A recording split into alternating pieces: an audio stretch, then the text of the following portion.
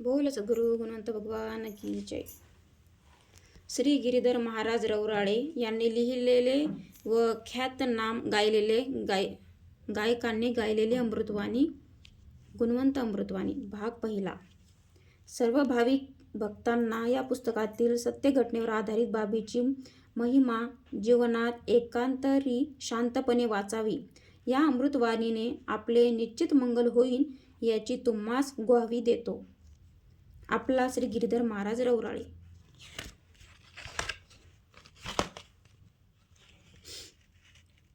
गुणवंत अमृतवाणी ही सत्य कहाणी.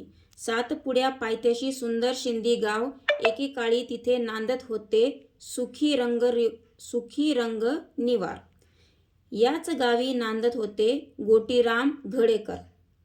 शिंदी बाजूला सोमठाण्यामध्ये होते त्यांचे घर. 4 पुत्र अन दोघे उभयंता नांदिती आनंदात. सदू, मुकिंदा, देवमन आणि छोटा संपत. लगीन झाले अन मुलांचे संसार रमले. संपतरावांचे लग्न करावे मनामध्ये ठरले. शेषशाहीची स्वारी भरे हो गोटीरामला.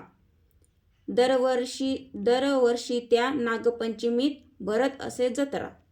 खेड्यापाड्याचे लोक येती दर्शनासाठी. सर्वांच्या मन इच्छा तिथे पूर्ण बघा होती. एके दिवशी गोटीरामला स्वारी हो भरली. खळाखळा शेंगीबाईशी बोलू लागली. जन्म घेणे या धर्तीवर आहे आम्हाला घडेकुळात स्वीकारशील का ग सांग गडे मजला. शेंगीबाईने शेषशाहीला नमन केले. हो केले. आमच्या कुळात जन्मा यावे निमंत्रण हो दिले. स्वारी बोले पुत्र तुझा संपत गुणवान. त्याच्या हृदयी बसला आहे साक्षात भगवान. लग्न करावे संपतचे तो माझा पितामग होईल. पुत्र मी त्याचा म्हणून जगती जन्म नवा घेईन. स्वारी निघून गेल्यावर गोटीराम बोले काय म्हणाले शेषशाही कथन काय केले. गुणवंत अमृतवाणी.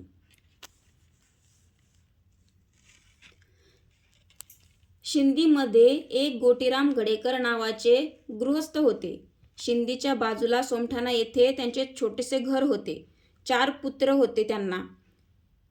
4 पुत्रांमध्ये संपत हा त्यांचा सगळ्यात लहान मुलगा होता. गोटीरामला शेषशाहीची स्वारी येत असे. एक दिवशी शेषशाहीची सवारी गोटीरामला भरली आणि शेंगीबाई म्हणजे गुणवंत बाबाची आजी. शेंगीबाईला गोटीराम बोलू लागले. जन्म घेणे या धर्तीवर आहे आम्हाला घडेकुळात स्वीकारशील का ग सांग गडे मजला. सवारी शेंगीबाईला बोलू लागली की मला धर्तीवर जन्म घ्यायचा आहे आणि तो पण घडेकुळात. तर तू मला स्वीकारशील का.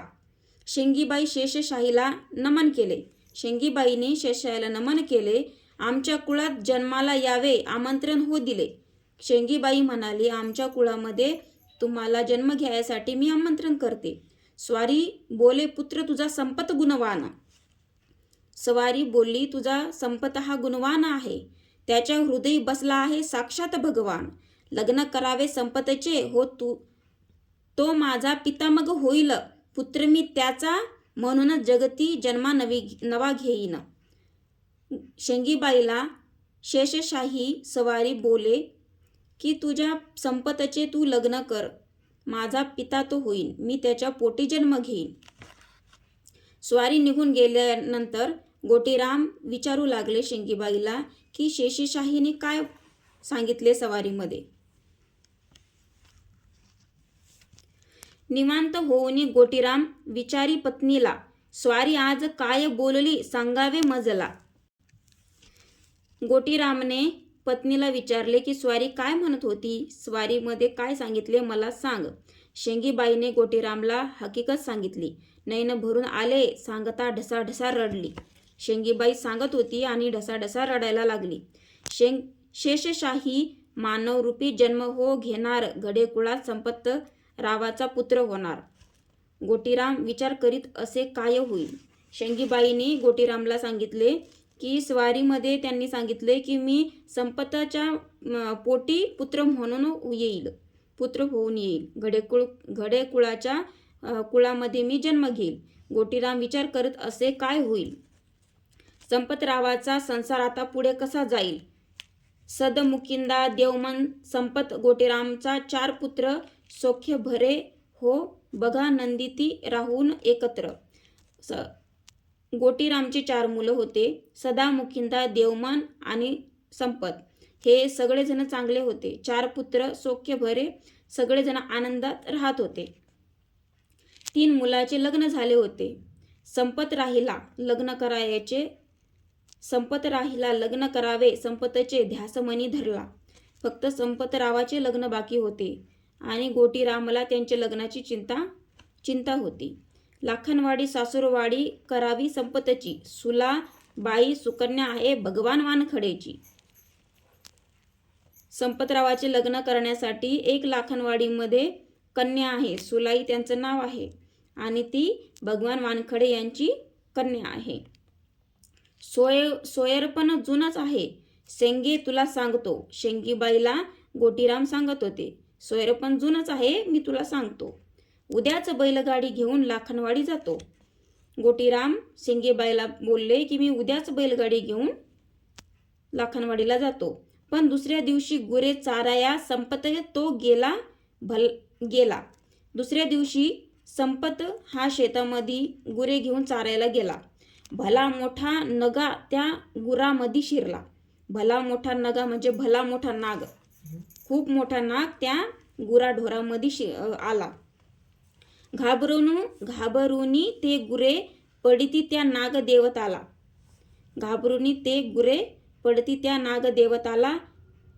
काठी घेऊन धावत संपत गुऱ्यांमध्ये गेला. गुरे ओरडायला लागली. गुऱ्यामध्ये संपतरावाने त्याला पाहिले. मग तो काठी घेऊन पळत गेला. पाहतो तो तर काय नागदेवता मोठी उभी झाला. म्हणजे नागदेवता सरळ उभा झाला. नागदेव उभा झाला. संपत संगती खळाखळीती बोलू लागला. उभा राहून नाग संपत सोबत खळाखळा बोलू लागला. जन्म घेणे आहे मजला त्या पित्या पोटी. नाग बोलू लागला की मला जन्म घ्यायचा आहे त्या पित्या पोटी. म्हणजे मला ज्याच्या पोटी जन्म घ्यायचा आहे त्यास बघाया आलो आम्ही दर्शनासाठी. म्हणजे नागदेवता बोलू लागला की मला ज्याच्या पोटी जन्म घ्यायचा आहे त्याला मी बघायला आलो आहे. त्यास बघाया आलो आम्ही दर्शनासाठी. गुणवंतामृतवाणी. संपतराव आणि नागदेवता बोलतच राहिली. दिवस गेला बघा बोलता संध्याकाळ झाली. गुरे परतली घरी जायला कुणासंग ना कळले. संपत नाही घरी परतला गोटीरामला कळले. संध्याकाळ झाली. सगळे गुरे ढोरे गावाकडे गेली, निघून घराकडे गेली. पण संपतराव काही घरी पोहोचला नाही. गोटीरामला कळाले की संपत अजून आला नाही, गुरे ढोरे आलेत. कंदील घेऊन गोटीराम आणि तिन्हीही मुले बहुर्डेच्या तीरावरती शोधायस निघले. मग गोटीरामची 3ही मुले कंदील घेऊन, म्हणजे रात्र झाली होती, अंधार पडला होता, त्या अंधारामध्ये कंदील घेऊन गोटीराम आणि त्यांची 3ही मुले संपतरावाला शोधण्यासाठी निघून गेले. भला मोठा नाग पाहिला संपतच्या समोर. मग त्यांनी खूप मोठा नाग समोर उभा पाहिला संपतच्या. थरथर कापू लागले, मन झाले हुरहुर.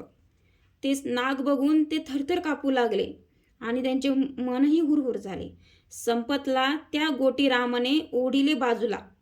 संपतरावाला बाजूला ओढले. संपतराव उभे होते नागासमोर, तर गोटीरामने त्यांना बाजूला ओढले. काय झाले रे बाळा, संपत सांग जरा मजला. गोटीराम म्हटले की बाळा संपत तुला काय झाले जरा मला सांग. डोळे मोठे करून संपत पाही वडिलाला. इशारा तो करून बोटाने दावी सापाला. मोठे मोठे डोळे करत संपत वडिलाकडे पाहू लागला आणि बोटाने इशारा करून सापाला शेषशाही फणा दाखवू लागला. शेषशाही फणा झुकवून नमन हो करती, माफ करावे माझ्या पुत्राला, गोटीराम म्हणते.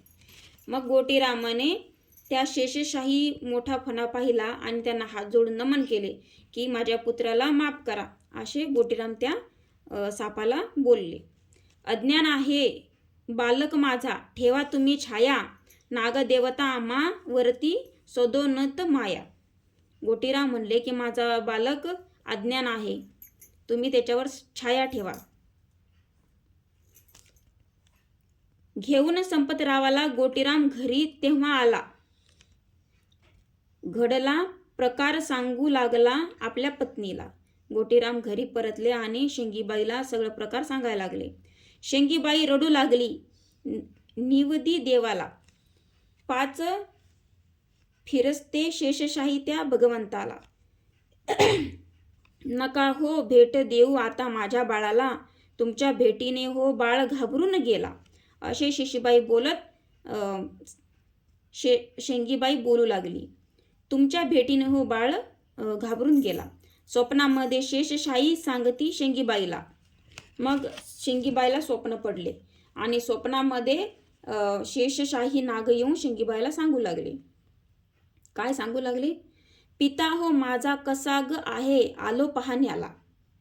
काय म्हणले ते शेषनाग? की माझा पिता कसा आहे, तुम्ही आलो पाहायला. गुणवंत अमृतवाणी, गुणवंत अमृतवाणी.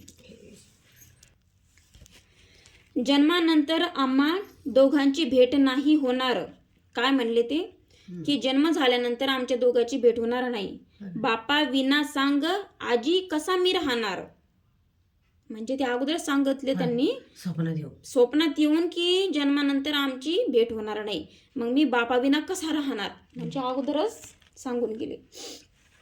गोटीराम सदू मुकिंदा देव मनन जोडीला बसून बैलगाडीत संपत घेऊन मामाला धाव घेऊन गाव गाठला. लाखनवाडी आहे.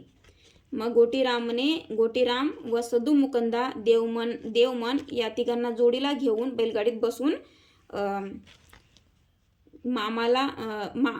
संपतरावाच्या मामाला सगळ्यांना गाडीमध्ये बसवून त्यांनी लाखनवाडीला गेले.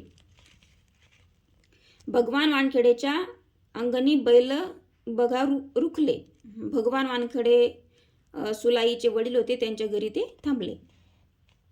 जणू काही माहीत होते त्या मुक्या प्राण्याला, गुणवंताची आई राहते सुलाई या घराला. बैल बरोबर त्या सुलाई मातेच्या घरासमोरच जाऊन थांबले. जसं काय त्या बैलाला माहित होतं की इथे गुणवंत बाबाची आई राहते. हातपाय धुवून स्वच्छ तढव टाकला. शिवराम चैतराम विक्रम तेव्हा आनंदात झाला. शिवराम मामा म्हणजे सुलाई मातेचे भाऊ आणि चैतराम हे आनंदी झाले. आमची लहानशी सुलाई नवरी आता होणार, संपतराव जवाई बुवा सुंदर शोभणार, असे ते बोलू लागले. सुलाबाईने दुरूनच पाहिले संपतरावाला, गोड हसूनी कशी खुनवी आपल्या भावाला. सुलाईने दुरूनच पाहिले संपतरावाला आणि भावाकडे बघून हसू लागली आणि खुनवू लागली. आन पोरी पाणी आन म्हणती गोटीराम, बोलती मग सुलाईशी भारदस्त स्वरान. गोटीराम म्हणजे मोठ्या स्वरामध्ये बोलू लागले की आन ग पोरी पाणी घेऊन ये. सुंदर खेडे साळा नेसूनी सुलाई मग आली, पाणी देत गोटीरामला मनीच घाबरली. सुंदर साडी नेसून सुलाबाई आली आणि गोटीरामला पाणी देत घाबरली. जसं 9 वर्षाची सुलाई होती संपत 15चा, म्हणजे 9 वर्षाची सुलामाता होती आणि संपतराव हे 15 वर्षाचे. जोडा शोभतो सुंदर किती नवरा नवरीचा. गोटीरामने सुलाईला मग नाव विचारले. सुली मी सुली असे 2दा नाव सांगितले. गोटीरामने विचारले तुझं नाव काय, तर त्या म्हटलं की सुली मी सुली आहे, असं 2दा नाव सांगितलं. मध्ये भगवान वानखडे बोलू हो लागला, 2 मुली अन 3 मुले आहेत आम्हाला. भगवानाने सुलाईच्या आईने सांगितले की मला 2 मुली आणि 3 मुले आहे, असे भगवानांकडे सांगत होती. अमृत गुणवंत अमृतवाणी, गुणवंत अमृतवाणी. शिवराम, चैतराम, विक्रम, अंसुली, डुली, कन्या, सुखी परिवार आमचा राहतो आनंदात. भगवान यांनी सांगितले की शिवराम, चैतराम, विक्रम हे 3 मुलं, अंसुली आणि डुली ह्या 2 कन्या, अशा 5 जणांचा आमचा परिवार आहे, सुखी परिवार आहे. शेतमजुरी करतो, सारे राहतो एकत्र, फार सुशील आहे माझे 3 पुत्र. तुमच्या परिवाराचा द्यावा परिचय, आम्हा भगवान वानखडे विचारिती त्या गोटीरामला. भगवान वानखडे यांनी त्यांचा परिचय दिला आणि नंतर गोटीरामला विचारायला लागले की तुमचं सांगा जसं तुमच्याबद्दल.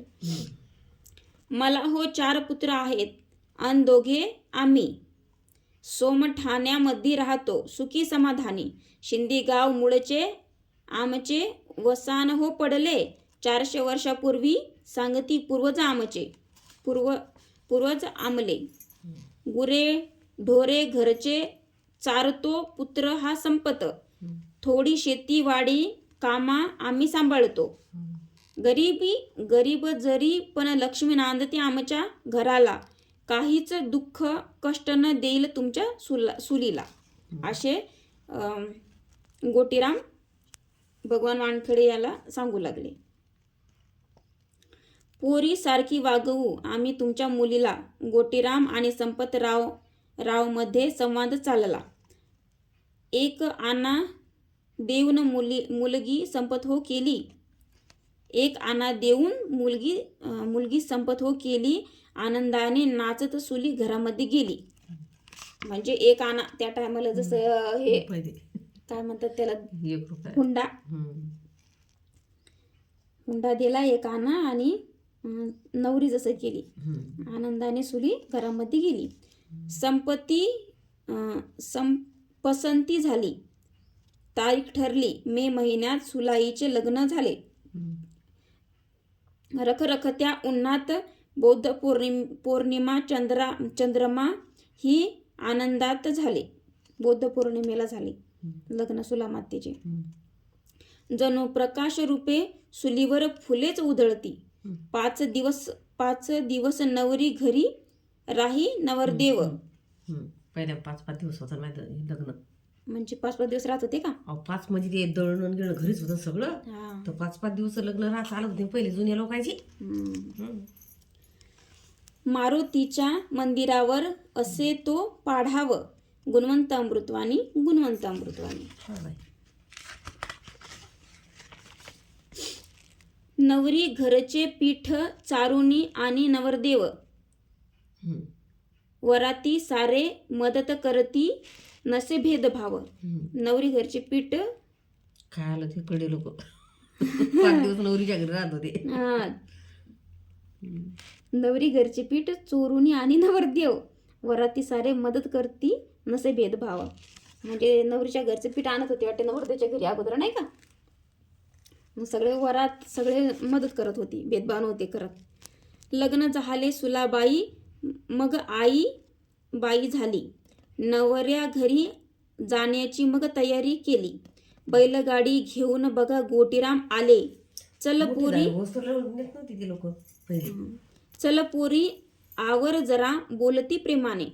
गोटीराम म्हणले, बैलगाडी घेऊन आले गोटीराम म्हणले की चल पोरी आवर लवकर, प्रेमाने बोलू लागले. नटून थटून सुलाई त्या बैलगाडीत बसली. मैत्रिणींना पाहून बघा रडूती लागली. जिव्हाळ्याच्या मैत्रिणींनो विसरू नका मजला. खुशालीचे पत्र मी पाठवीन तुम्हाला. असे सुलाई त्या मैत्रिणींना म्हणू लागली. मिठी मारुनी वडिलांना रडते सुलाबाई. आईला ही सांगू लागली नको रडू आई. भाऊ शिवराम चैतरामला गळ्यामध्ये धरले. विक्रमाने डोळे पुसले, शांतवन केले. विक्रम भावानं सुलाबाईचे डोळे पुसले आणि जसं शांत केले. तिघेही भाऊ येत राहू तुझ्याच गावाला.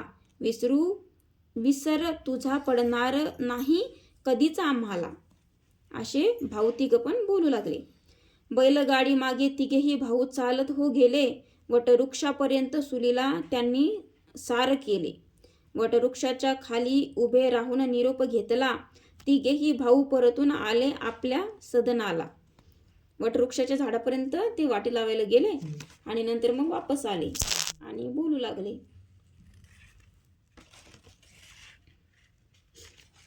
घरी वापस आले.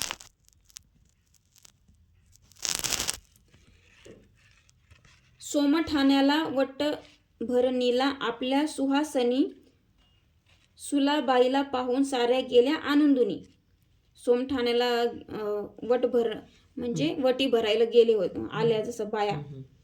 मग त्या सगळ्या पाहू लागल्या सुलामातेला आणि आनंदित झाल्या. संपतराव आणि सुलाई संसारी रमले. गुणवंत मग गर्भ रूपाने बघा हो प्रकटले. सुलाबाई आणि संपतराव चांगले रमले जसं संसारामध्ये. मग सुलाबाईला दिवस राहिले. गुणवंतामृतवाणी. 7 महिन्याची गर्भिणी असता बघा सुलाई. 7 महिने झाले सुलाईला. भांडणे जुंपले पती पत्नीमध्ये, नवल घडले काही. भांडणाचा शेवट सांगू कसे मी तुम्हाला. ताटा तुटी झाली दोघांची, निर्णय बघा झाला. म्हणजे 7 महिन्याचं बाळ दिवस राहिले, 7 महिने झाले. मग सुलामातेचे आणि संपतरावचे भांडणं होऊ लागली, जास्त भांडणं झाली. मग त्याची लगेच ताटातुटापर्यंत निर्णय झाला त्याचा. ताटातुटी झाली त्याची, म्हणजे फडकती झाली. शिवराम भाऊ गेला घेण्यास पहा सुलाईला. बोले सुलाई गुन्हा असा हो काय माझा घडला. शिवराम भाऊ सुलामातेला घ्यायला गेला. मग सुलाई बोलू लागली की माझा एवढा कोणचा मोठा गुन्हा झाला.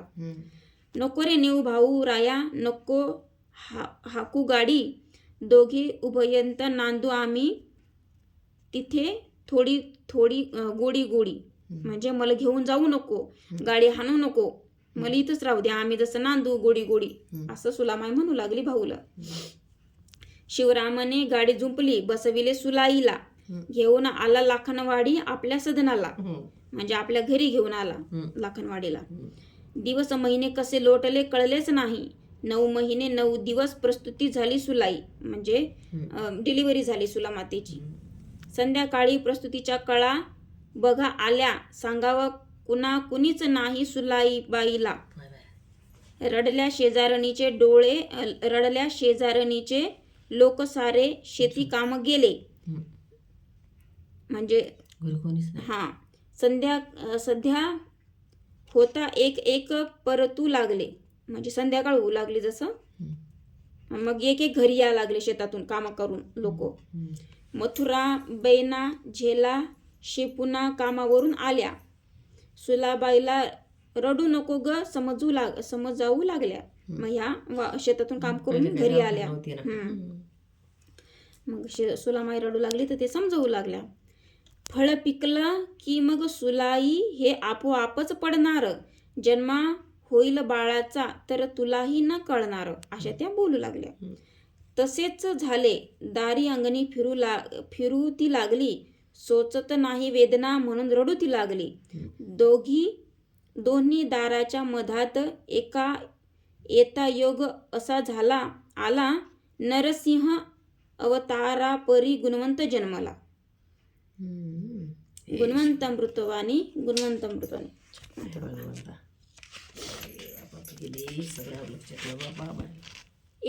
एकी सुलाईचे डोळे बंद झाले. दोन्ही दाराच्या मध्ये भगवंत प्रकटले. होश आला सुलाबाईला. बाळ तिला दिसला. आया बायांनी उचलून नेले घरात. तिजला. मग ते डिलिव्हरी झाली. मग बाळाला उचलून नेलं घरामध्ये आणि सुलाबाईला बाळ दाखवलं त्यानं. आनंदाने पाहू लागली गुणवंत बाळाला. नाही लावला रात्रभर तिने डोळ्याशी डोळा. तिला रात्रभर झोप आली नाही. निरोप गेला संपतरावा. पुत्र तुम्हा झाला. संपतरावही मनोमनी बघ आनंदुनी गेला. संपतरावला निरोप गेला. मग त्याला पण आनंद झाला.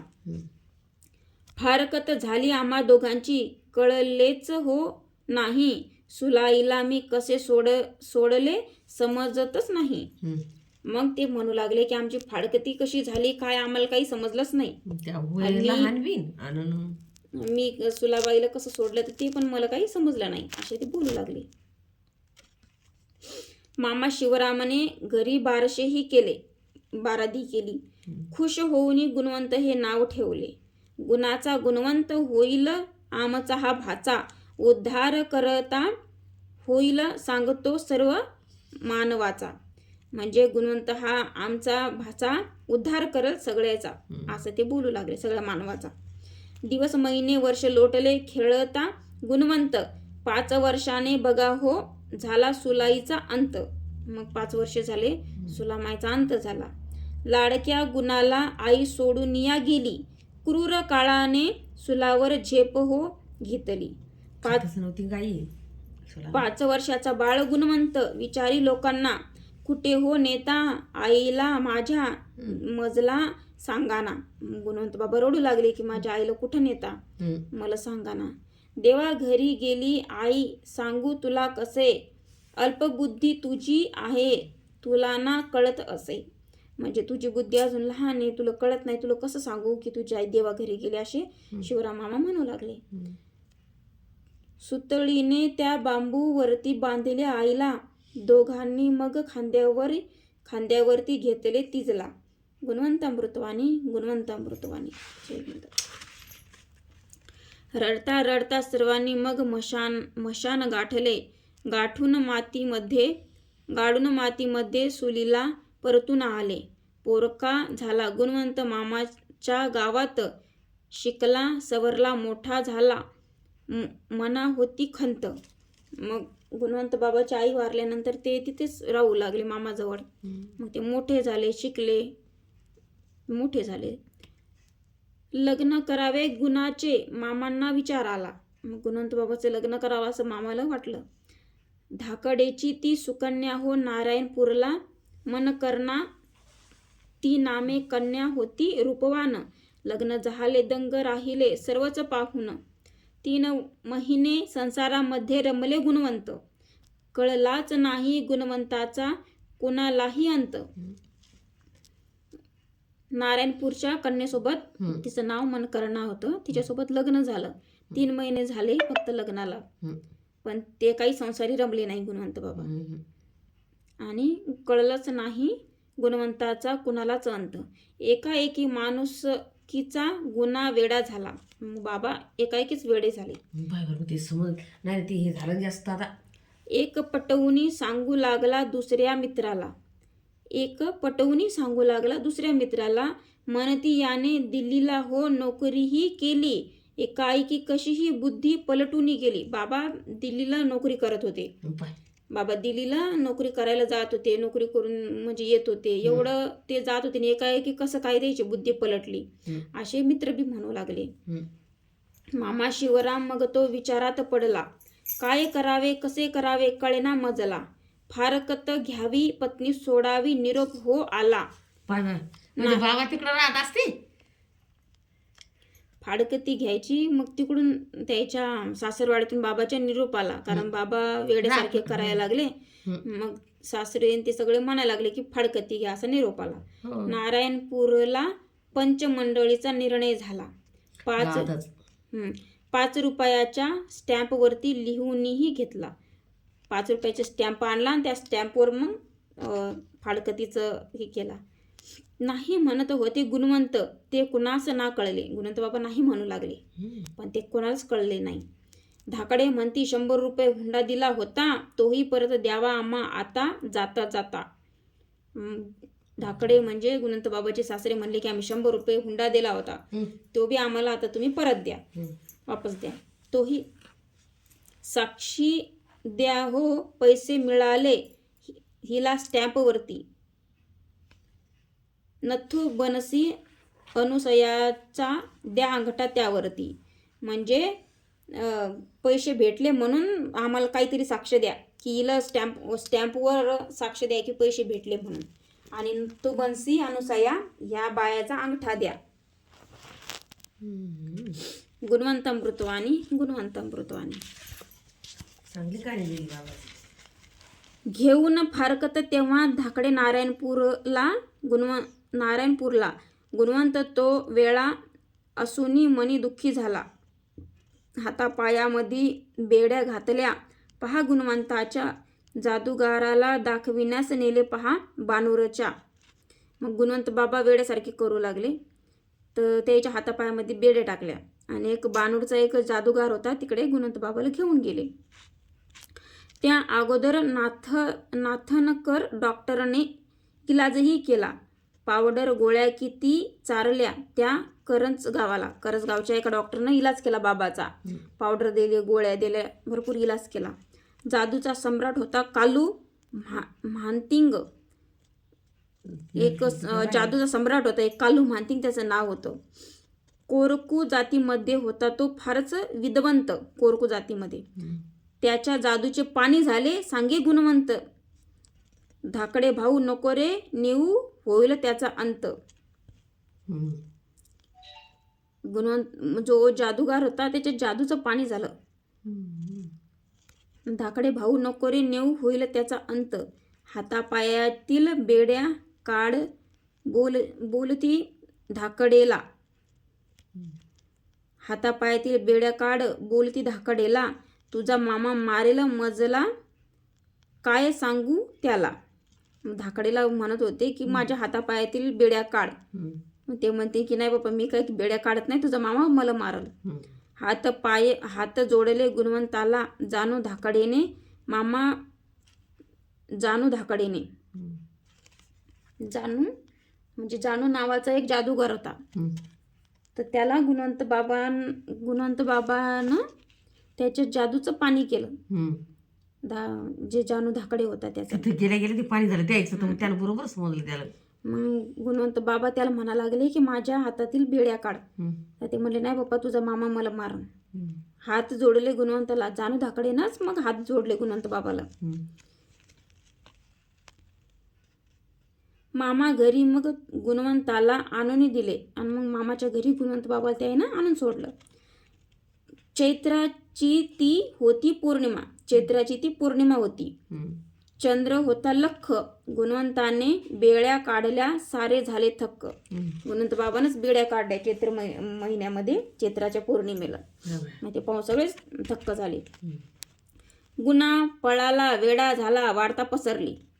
म्हणजे गुणवंत बाबा पळाले वेडे झाले अशी वार्ता होऊ लागली सगळीकडं. 12 वर्ष अदृश्य झाले ना कुणास भेट दिली. म्हणजे 12 वर्ष ते कोणाला दिसले नाही, अदृश्य झाले. 12 वर्ष बाबा कोणाला दिसले नाही, अदृश्य झाले. कुठे गेले रामा खाजोने पहेलवान तो मदारी लय भारी. नाग पकडून रोजच आणे आपल्या घरी. एक रामा खोजेन नावाचा एक पहिलवान होता, मदारी होता. तो रोज नाग पकडून आपल्या घरी आणायचा. एके दिवशी शिंदी गावी गडीमध्ये घुसला. मोठा नाग पाहून तो आनंदित झाला.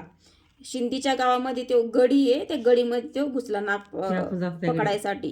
मोठा नाग होता. मग तो पाहून त्याला आनंद झाला. नागाच्या त्या वेटोळीवर झोपले गुणवंत. पेटारीवर म्हणजे नागाची एक पेटारी घालून नाग बसला होता. त्या पेटारीवर गुणवंत झोपले. मूर्ती दिगंबर लांब जटा हो दिसती विकराट. आणि गुणवंत बाबाची मूर्ती तिच्यावर म्हणजे मोठी दिसायला लागली आणि बाबाच्या जटा दिसायला लागल्या. गुणवंतामृतवाणी बोलू लागला रामा खाजोने तो त्या गुणवंताला. कोण आहेस तू सांग जरा दे परिचय मजला.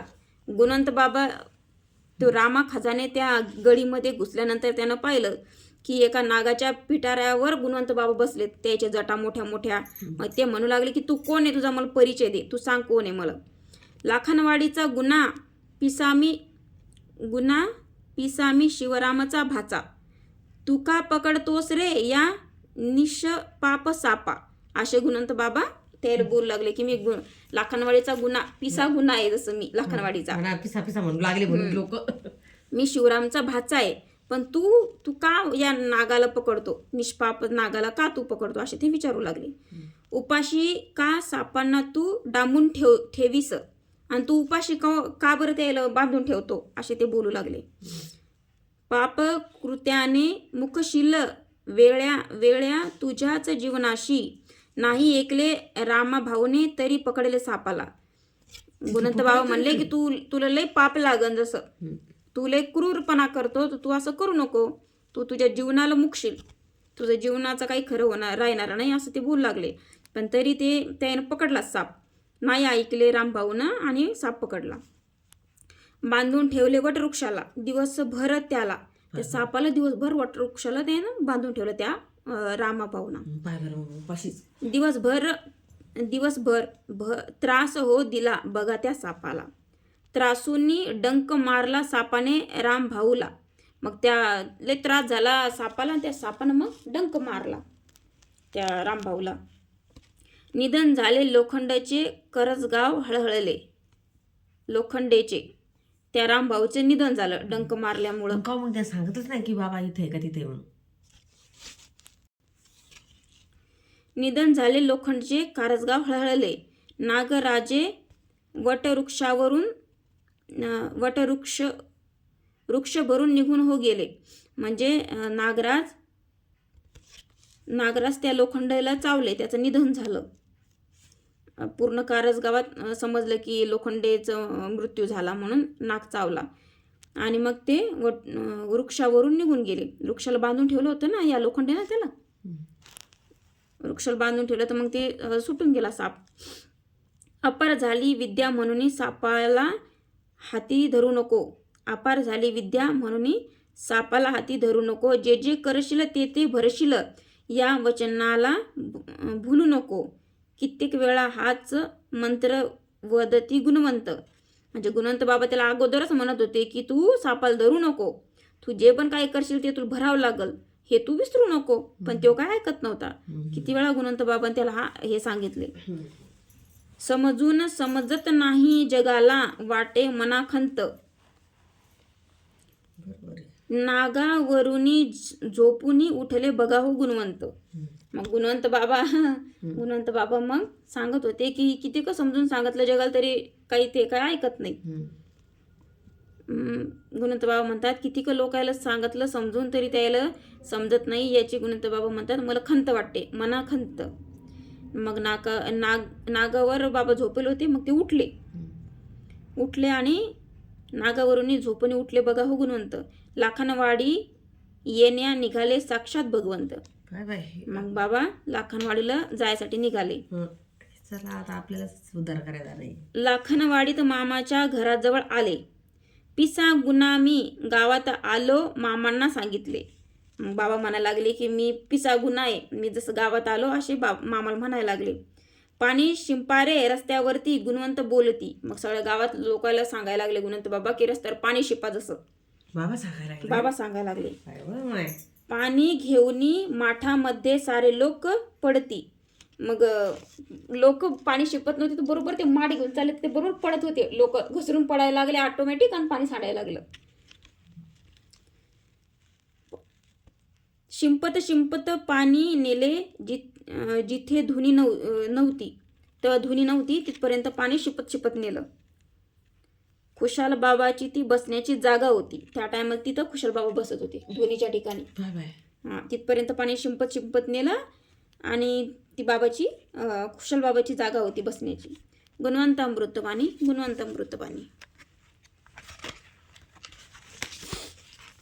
सण होळीचा होता अन पौर्णिमेचा दिवस. त्या शुभ दिनी लाखनवाडीत प्रकटले भगवंत. होळीच्या दिवशी आले होते गुणवंत बाबा. त्याच दिवशी गुणवंताचे गाव त्यागले. त्याच दिवशी गुणवंतांनी गाव त्यागले. शेत मळ्यामध्ये बघा कुणाच्या राहू लागले. म्हणजे ते गावात राहत नव्हते बाबा, शेतात मळ्यात कुणाच्या असे राहत होते.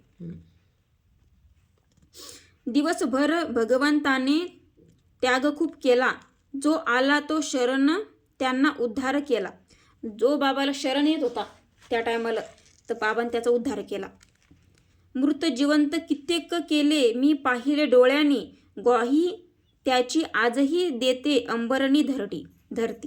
गुणवंत म्हणजे गुणवंत बाबांनी त्या टायमाला जे लोक मेलेले होते हो ना, हो ना. ते जिवंत केले आणि हे डोळ्यानं पाहिले असे हे लेखक म्हणतात. धरतीचे अंथरुण केले आकाश पांघराया, शिळ्या भाकरी हातावरती खाती देवराया.